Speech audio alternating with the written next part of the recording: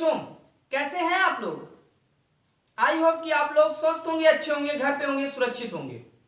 स्वागत है आपका हमारे चैनल माधुरी एकेडमी में। प्यारे बच्चों, आज हम इस वीडियो में ट्रिग्नोमेट्री की वो टेबल सीखेंगे जो हमें रटाई जाती है। बोल दिया जाता है कि ये रट लो, साइन कॉस टैन कॉट की वैल्यूज हैं। वो टेबल कैसे बनती है वो मैं आपको बताऊंगा, तो आपको रटना नहीं पड़ेगा और आपके माइंड में हमेशा हमेशा के लिए सेट हो जाएगा।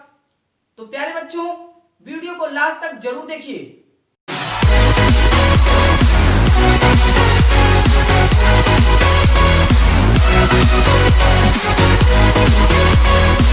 प्यारे बच्चों, trigonometric ratio of some particular angles के बारे में मैं आपको बताने वाला हूं।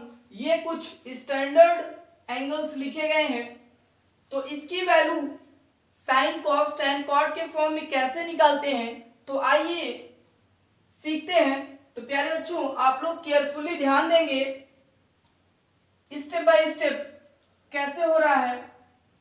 तो देखिएगा,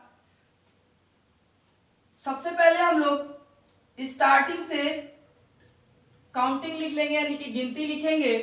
तो 0 1 2 3 और ये क्या है 4, यानी कि 0 1 2 3 और 4।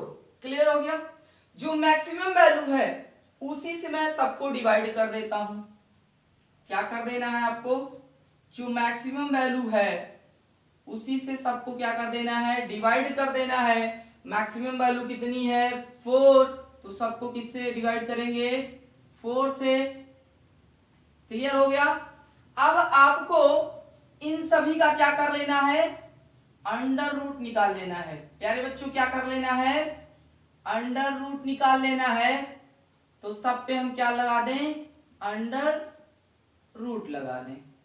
इतना क्लियर हो गया, इतना समझ में आया प्यारे बच्चों। तो ध्यान दीजिए, यहां पर अगर आप 4 से 0 में डिवाइड करते हैं तो कितना आएगा 0, तो ये क्या हो जाएगा आपका अंडर रूट 0। नेक्स्ट देखिए, अगर आप 1 का अंडर रूट निकालते हैं तो क्या आएगा 1, और 4 का अंडर रूट निकालेंगे तो क्या आ जाएगा 2। यहां पर ध्यान देंगे प्यारे बच्चों, 2 1 जा 2 और 2 2 जा 4, और 1 का अंडर रूट क्या हो जाएगा 1, और 2 का क्या हो जाएगा अंडर रूट 2। प्यारे बच्चों, यहां पर ध्यान दीजिए, अंडर रूट 3 की वैल्यू तो निकलेगी नहीं, और जो आएगी वो पॉइंट में आएगी, इसलिए हम लोग ऐसे लिख देंगे। ठीक है। और अंडर रूट 4 क्या हो जाएगा, यहाँ पर अंडर रूट 4 की वैल्यू क्या हो जाएगी 2। यहां पर ध्यान दीजिए, 4 1 जा 4, दोनों कैंसिल हो जाएगा, तो ये क्या हो जाएगा अंडर रूट 1। तो प्यारे बच्चों ध्यान दीजिए, अंडर रूट 0 की वैल्यू क्या हो जाएगी 0, ये क्या हो जाएगा 1/2, और इधर क्या हो जाएगा 1 अपॉन अंडर रूट 2, ये हो जाएगा आपका अंडर रूट 3 अपॉन 2, और अंडर रूट 1 की वैल्यू क्या हो जाएगी 1। ये जो वैल्यूज आई हैं ये आपकी हैं साइन की वैल्यूज हैं। प्यारे बच्चों, किसकी वैल्यू है, साइन की वैल्यू है। तो आप लोग अगर थोड़ा सा ध्यान देंगे तो यहां पर देखिएगा, असेंडिंग ऑर्डर में है, यानी कि बढ़ते हुए क्रम में है। यानी कि सबसे पहले क्या आएगा 0 आएगा, फिर 1/2 आएगा, फिर 1 अपॉन अंडर रूट 2 आएगा, रूट 3/2 आएगा, और फिर क्या आ जाएगा 1 आ जाएगा।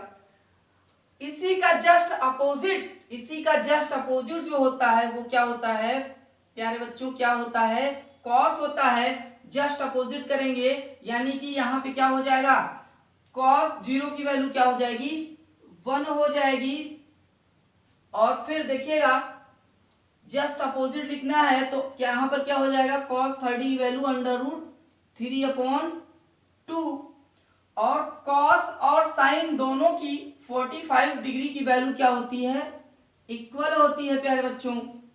तो यहाँ पर क्या हो जाएगा 1 अपॉन अंडर रूट 2, और कॉस 60 की वैल्यू क्या हो जाएगी 1 अपॉन 2, और कॉस 90 की वैल्यू क्या हो जाएगी आपकी 0 हो जाएगी। तो प्यारे बच्चों यहाँ पर थोड़ा सा आप लोग ध्यान दीजिए, आपको किसी भी वैल्यू को रटने की जरूरत नहीं है।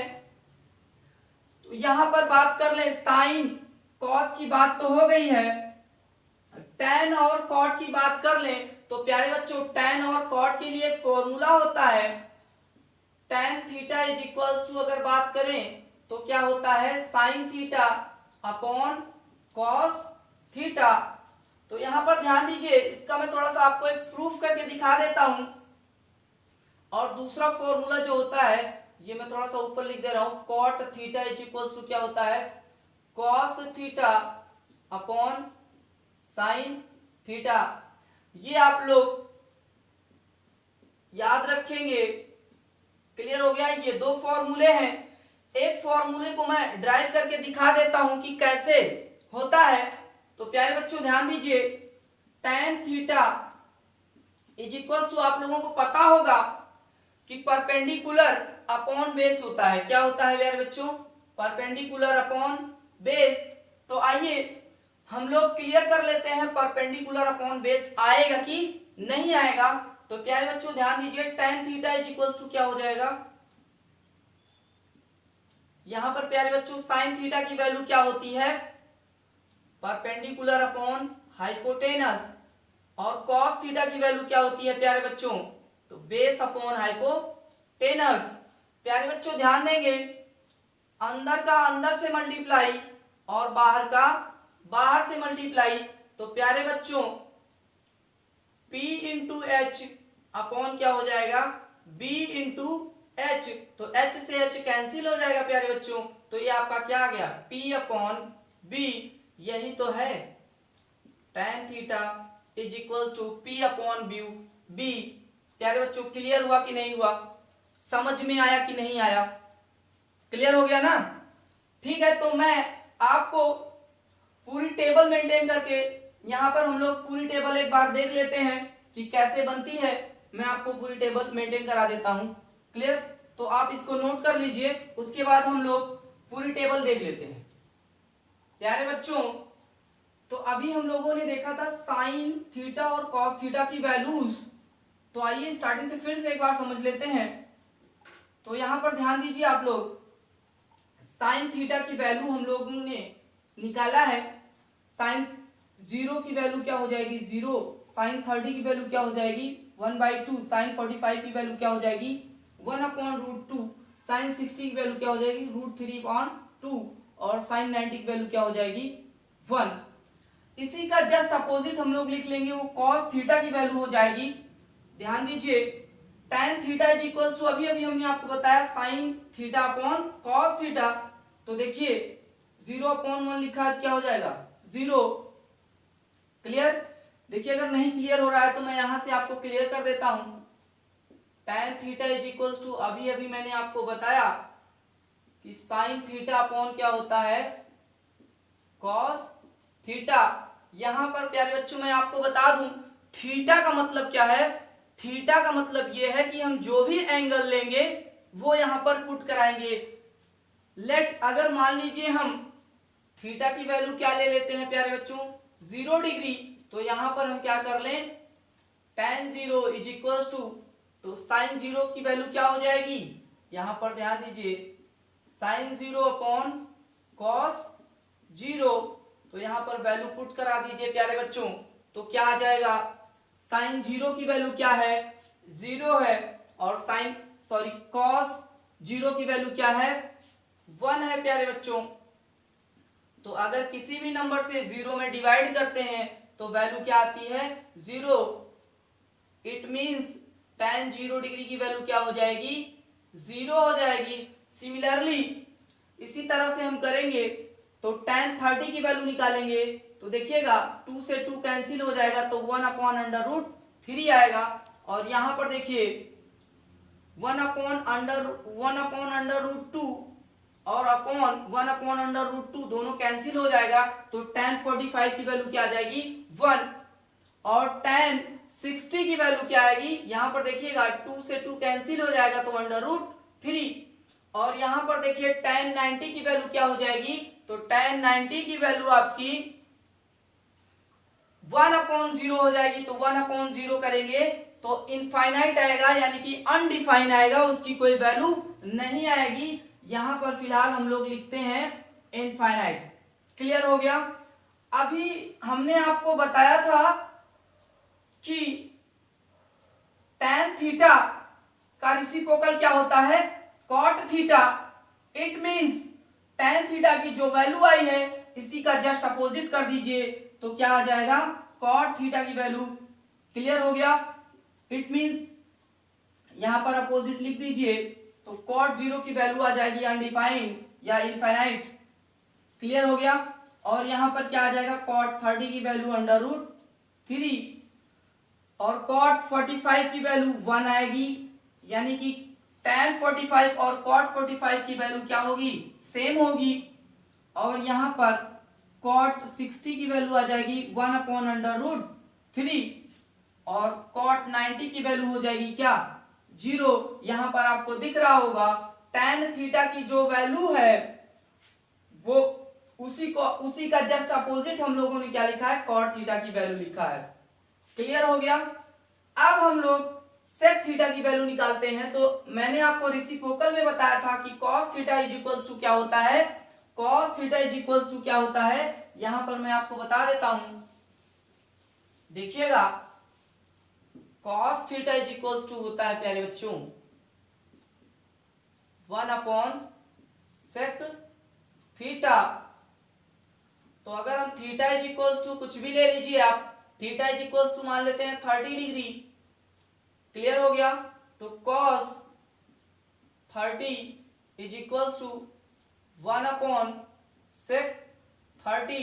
तो ध्यान दीजिए यहां पर हमें sec की वैल्यू निकालनी है, इसलिए क्रॉस मल्टीप्लाई करा देंगे। तो यहां से क्या हो जाएगा, sec 30 is equals to 1/cos 30। और यहां पर आप लोग ध्यान दीजिए 1/cos 30 की वैल्यू क्या लिखी गई है, तो यहां पर लिखी गई है √3/2। ये 2 कहां चला जाएगा, ऊपर। तो प्यारे बच्चों 2/√3 किसकी वैल्यू आ जाएगी, sec 30 की वैल्यू आ जाएगी। आई होप कि आप लोगों को समझ में आ रहा है। तो यहां पर ध्यान दीजिए cos थीटा की जो वैल्यूज हैं उसी का क्या कर दें, उल्टा कर दें। यानी कि उल्टा करने का मतलब यह है कि अगर इस टाइप से देखिएगा रेसिप्रोकल कर दें, क्या कर दें, रेसिप्रोकल कर दें। तो रेसिप्रोकल करेंगे तो क्या आएगा, 1 का तो 1 ही हो जाएगा।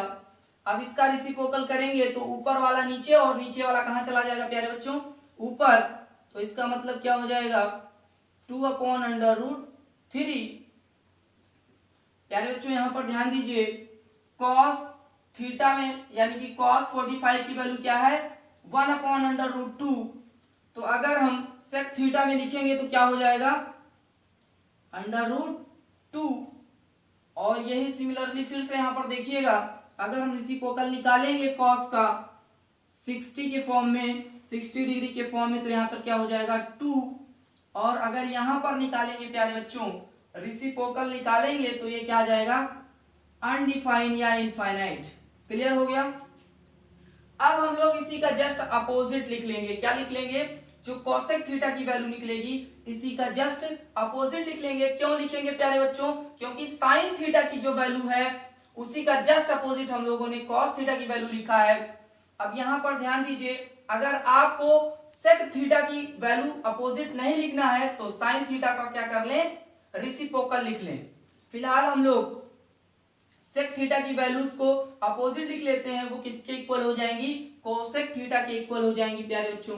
तो यहां पर हम लिख लेते हैं, ये है इनफिनाइट, तो यहां पर लिख लिया इनफिनाइट। और फिर यहां पर क्या आ जाएगा प्यारे बच्चों 2। और मैंने आपको बताया कि sec थीटा की जो वैल्यू है 45 की वही cosec थीटा की यानी कि cosec 45 की वैल्यू आएगा। और यहां पर प्यारे बच्चों ध्यान दीजिए आप लोग cosec 60 की वैल्यू क्या हो जाएगी, cosec 60 की वैल्यू प्यारे बच्चों सॉरी क्या हो जाएगी 2/√3 और cosec 90 की वैल्यू क्या हो जाएगी प्यारे बच्चों 1 हो जाएगी। आई होप कि आप लोगों को समझ में आ रहा होगा। आई होप कि आप लोगों को समझ में आ रहा होगा प्यारे बच्चों। अगर आप लोग को समझ में आ रहा है वीडियो को ज़्यादा से ज़्यादा लाइक करें, शेयर करें और सब्सक्राइब करें। मिलते हैं दूसरे वीडियो में, तब तक के लिए जय हिंद।